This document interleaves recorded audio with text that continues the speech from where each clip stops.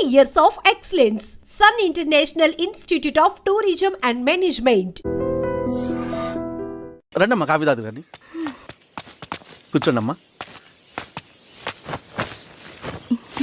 ఏంటి స్వామి ఇతను? చాలా మంచోడమ్మా, మెగాస్టార్ సినిమాలు చూసిన వాళ్ళు అయిపోతాడు. స్వామి అమ్మా ఈ కాఫీ నేను ఎక్కడో తాగాను. మేడంకి స్పెషల్ కాఫీయా? ఏయ్, చూచి. పద మేడం మందులు రాసుకో చూచి. Thank you. పద కూర్చో.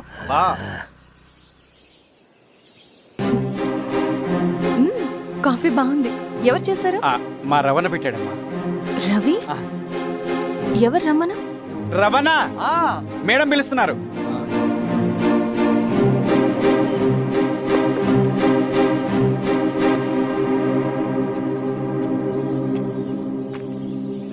ఇతనే రవణ. శిరీష మీరా? రవి నువ్వేంటి ఇక్కడ? కాఫీ బాగుందా? చాలా.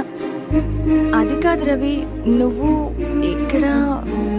ఈ హోటల్ మనోల్దే. మన ఫ్రెండ్స్ అందరు బాగున్నారా? చాలా బాగున్నారు. అవును మీరేంటి? ఏమని అన్నా అన్నా ఏమైందన్నా? అన్నా లే అన్నా. స్వామి త్వరగా కారుతా. జాగ్రత్త. అన్నా త్వరగా పట్టిది అన్నా.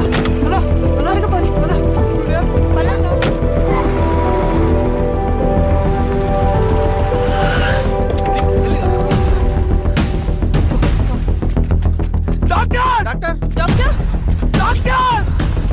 ఏమైంది డాక్టర్? త్వరగా చూడండి డాక్టర్.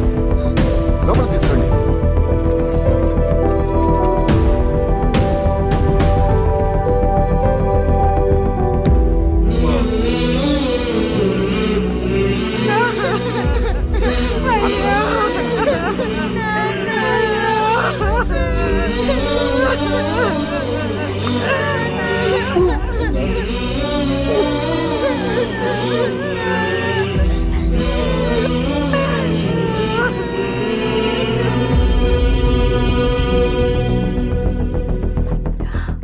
ఎలా ఉంది డాక్టర్?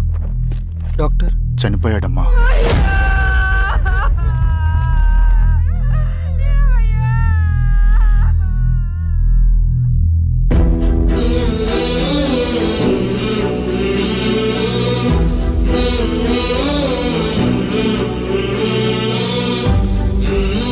ఆ పేపర్స్ ఏంటి రవి?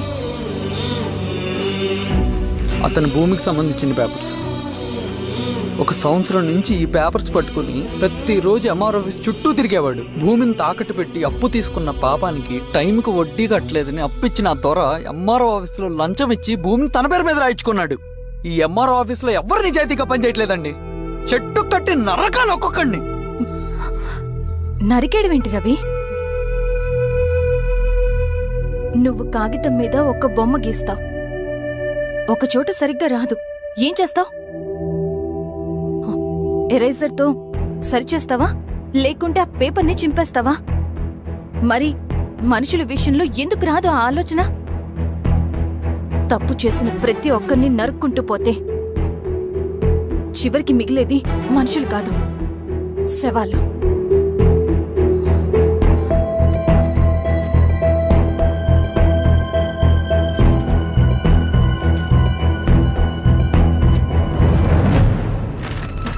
పదరవి రా.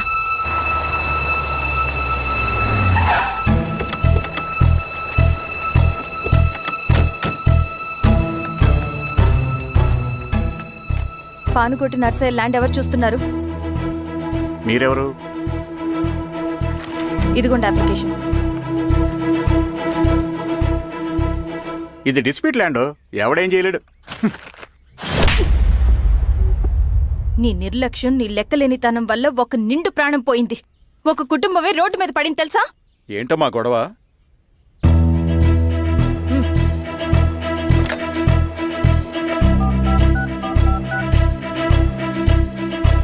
Hello sir.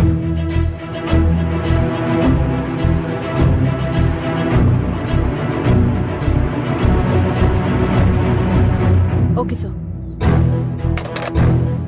You are dismissed. Pion! నేను ఒక పేపర్ ఇస్తాను, అది కలెక్టర్ గారికి ఫ్యాక్స్ చేయి. అలాగే మేడం. ఎవరమ్మా మీరు? ఈ ఊరికి కొత్తగా వచ్చిన ఎంఆర్ఓ.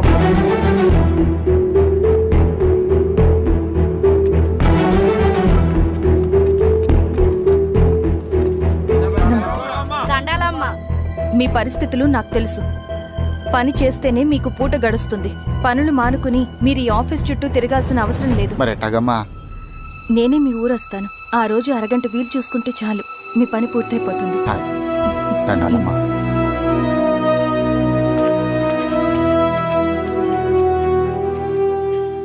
ఎన్నిసార్లు తుడుచుకున్నా పోతాయి, కానీ వీళ్ళ నిర్లక్ష్యంతో పేదవాళ్ల ప్రాణాలే పోతున్నాయి. అన్నయ్య, మన ఊరి సమస్య పేదరికం కాదు, నక్సలిజం. నాలాంటి ప్రభుత్వ ఉద్యోగులు వాళ్ల డ్యూటీలు సక్రమంగా చేయకపోవడం వల్ల విసిగిపోయిన జనం అడవిలో వాళ్ల హెల్ప్ తీసుకుంటున్నారు. ఒక వ్యవస్థ ఇక్కడ సరిగ్గా పనిచేయనందుకే మరో వ్యవస్థ అక్కడ పుట్టింది. అందుకే నా పన్నం చేయనివ్వండి. స్నానం చేసి రండి, భోజనం చేద్దాం.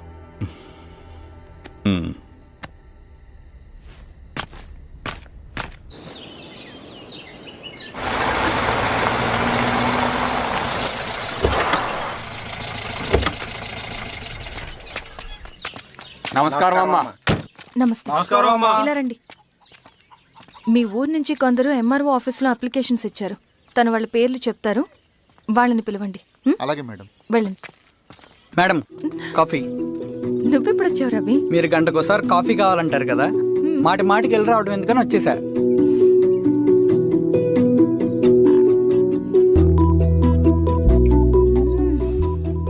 రవి, ఈ కాఫీ కోసమైనా నిన్ను పెళ్లి చేసుకోవచ్చు. అదేంటి అలా అనేసారు? That's a compliment. భలే వారండి బాబు.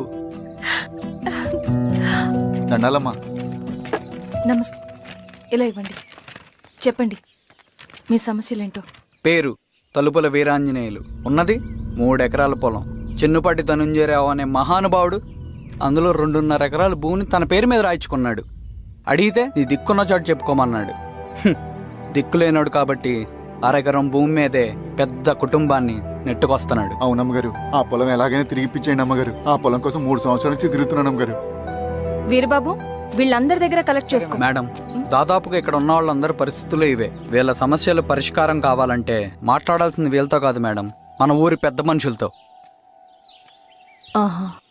ఇందు మూలంగా 50 మంది గ్రామ ప్రజలకి తెలియజేయదేవనగా శ్రీరామగిరి గ్రామ పంచాయతీ మోతుబరి రైతులు, సన్న చిన్నకారు రైతులందరూ రేపు ఉదయం 10 గంటలకి ఎంఆర్ఓ ఆఫీస్ దగ్గరికి రావాలా.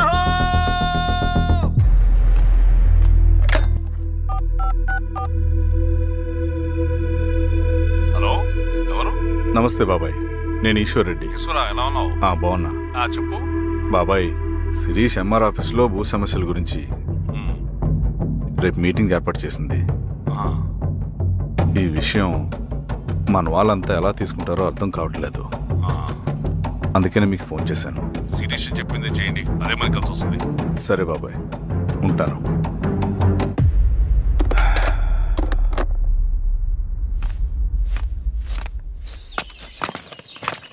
నమస్తే మేడం. నమస్తే అమ్మా. కూర్చోండి. పొలాల్లో పండిన పంట కోతకొచ్చినా ఈ రోజుకి ఒక్క గింజ కూడా తెగకుండా పక్షులకు, పందికొక్కలకు ఆహారంగా పోతుందంటే దానికి కారణం ఇది. ఈ ఊరికి పట్టిన దౌర్భాగ్యం మీరు చేసిన అక్రమాల చిట్టా. కడుపు మంటతో ఉన్నవాళ్లు మీరు చెప్పిన కూలీకొచ్చి ఎందుకు పనిచేస్తారు? దౌర్జన్యాలు చేసి దిక్కున్న చోట చెప్పుకోమన్నారు. ఇప్పుడు అడవే వాళ్ళకి దిక్కైంది. అది ఎవరి తప్పు? మొత్తం 100 ఎకరాల పైచిలుకు భూమి వాళ్ల దగ్గర దౌర్జన్యంగా లాక్కుని ఇన్ని సంవత్సరాలుగా మీరు అనుభవిస్తూ ఉన్నది. మీ అంతట మీరుగా తిరిగిచ్చేస్తారా, లేదా చట్టం ఎలా పనిచేస్తుందో మీకు చేసి చూపించమంటారా? అలా చేయండి మేడం. నువ్వు ఆగవే నరసింహులు. ఏం చేయాలో మా ఎంఆర్ఓ గారికి బాగా తెలుసు.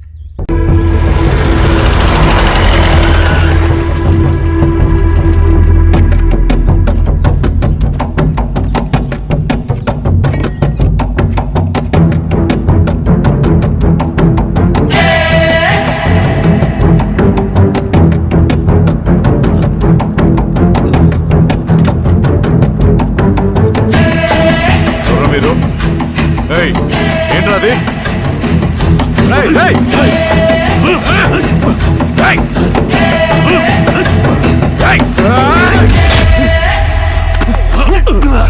ఎవరు మీరు? ఏం కావాలి? ఏయ్! ఏయ్!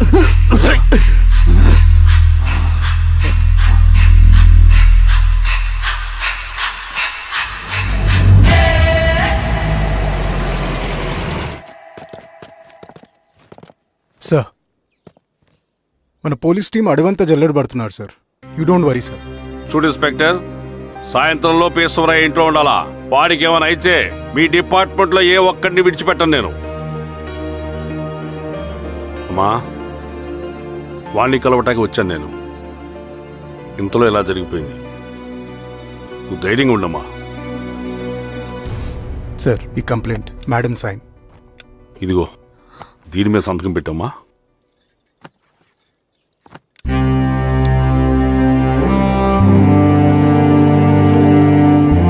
వెళ్ళండి, ముందెళ్ళి అబ్బని చూడండి. సార్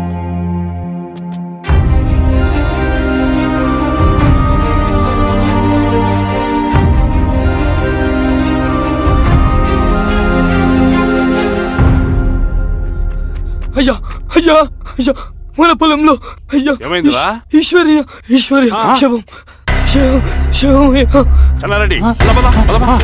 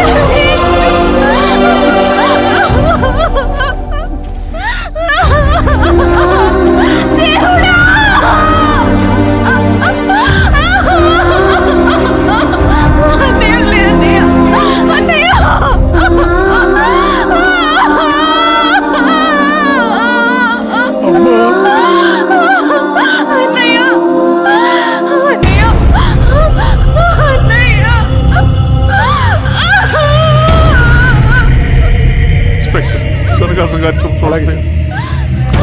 మీరేసా మీరు క్లియర్ చేయి. మీరందరూ జరగండి మా పక్కకి.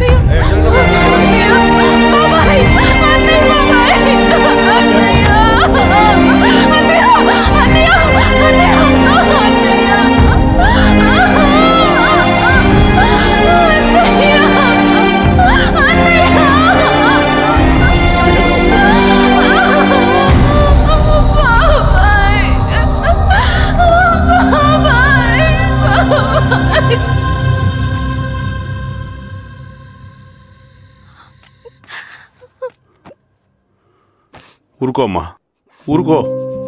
నలుగురికి మంచి చేయాలన్నది మీ అన్నయ్య కళ. అలాంటి వాడిని పొట్టను పెట్టుకున్నారు. ఆ కళ మధ్యలోనే ఆగిపోకూడదమ్మా. ఇందులో సంతకం పెట్టు.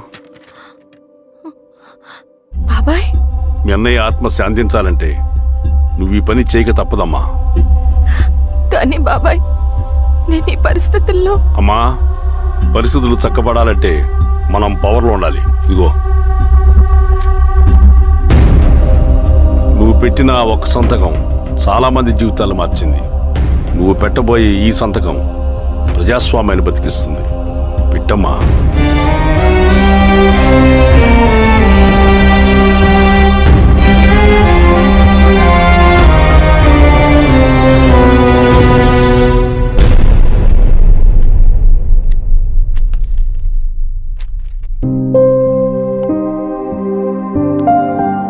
వెళ్ళొస్తాను.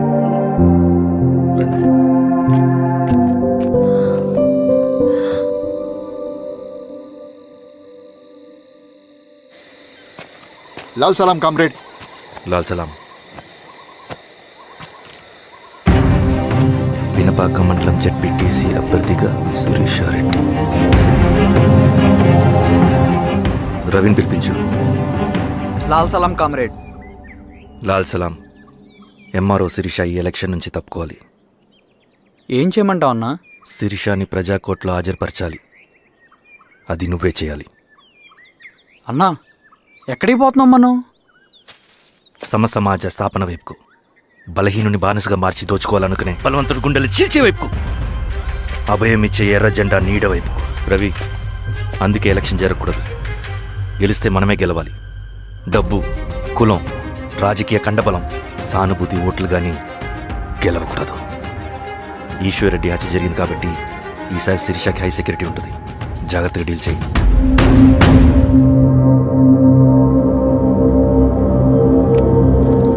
ఇక్కడ విప్లవ లక్ష్యాలకే తప్ప ఎమోషన్కి చోట్లేదు రవి. హత్యకి గురైన నరసింహులకు 2 పసిబిడ్డలున్నారు. అలాంటి ఎందరో పసిబిడ్డల భవిష్యత్తు కోసం మనం ఇచ్చేసినాం రవి. రవి, సెకండ్ వరల్డ్ వార్లో జర్మన్ సైన్యం స్టాలిన్ కొడుకుని బంధించింది. తమ జనరల్స్ని వదిలిపెడితే గాని నీ కొడుకును వదిలిపెట్టమని బేరం పెట్టింది. స్టాలిన్ ఏం చేశాడో తెలుసా? దేశం కోసం తన కొడుకుని వదిలేసుకున్నాడు. కానీ జనరల్స్ని వదిలిపెట్టలేదు. అది కమిట్మెంట్ అంటే. అదే కమిట్మెంట్ నీకు మన ఉద్యమం పట్ల ఉంటే వెళ్ళి శిరీష తీసుకురా.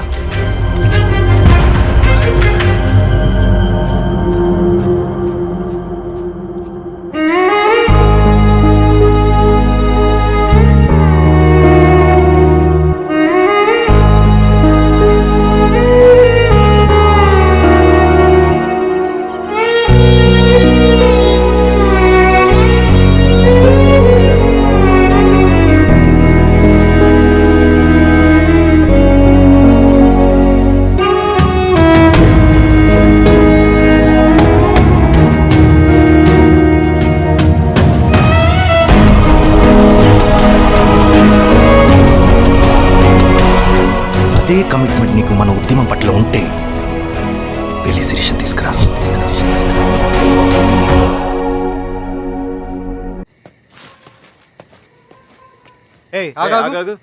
సార్, రవి మనోడేరా? వెళ్ళు. అమ్మా, భోజనం తీసుకురమ్మంటారా? నాకేం వద్దు. భోజనం చేయకపోతే ఆరోగ్యం పాడవుతుంది శిరీష. నువ్వు వెళ్ళి తీసురా అమ్మా. సరే. రవి, నాకు ఒక మంచి కాఫీ చేసిస్తావా?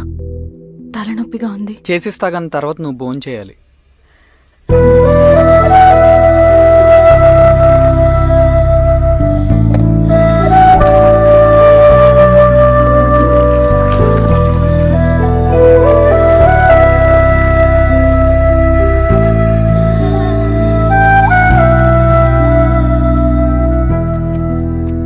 మీరేంటిలా? మంచినీళ్ళ కోసం వస్తున్నాను. ఓ, లోపల ఉన్నాయి, పదండి.